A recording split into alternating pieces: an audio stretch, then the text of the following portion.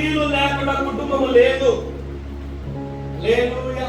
స్త్రీలు లేకుండా సమాజము లేదు, స్త్రీలు లేకుండా సంఘము లేదు. మీకు తెలుసా, పురుషుల సంఖ్య కంటే స్త్రీల సంఖ్య ఎక్కువ ఉన్నారు.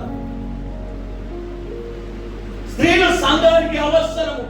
యేసు ప్రభు మరణం నుండి తిరిగి లేచాడు అనే సమాచారమును ఆ రోజు BBC న్యూస్ అందించలేదు.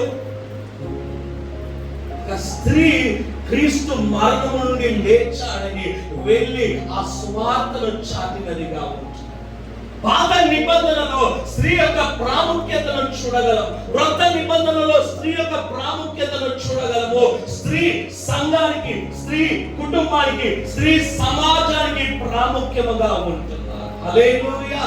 మదర్ తెరేసా గారు కల్కట్టాలో చేసినట్టుగా ఈ రోజు ఏ స్టేట్ లో ఎవరు కూడా చేయలేరు.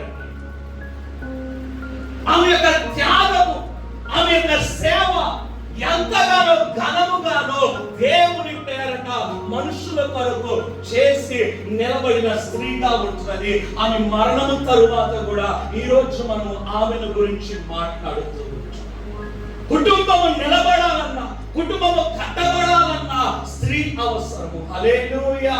మన కుటుంబంలో దేవుడు స్త్రీని ఉంచి ఉంటున్నారా అంటే, నీ తల్లి కావచ్చు, భార్య కావచ్చు, చెల్లి కావచ్చు, అక్క కావచ్చు, ఎవరైనా కావచ్చు, ఒక స్త్రీని దేవుడు నీ కుటుంబంలో ఉంచాలంటే వారిని గౌరవించడం నేర్చుకోవాలి, వారిని ఘనపరచడం నేర్చుకోవాలి.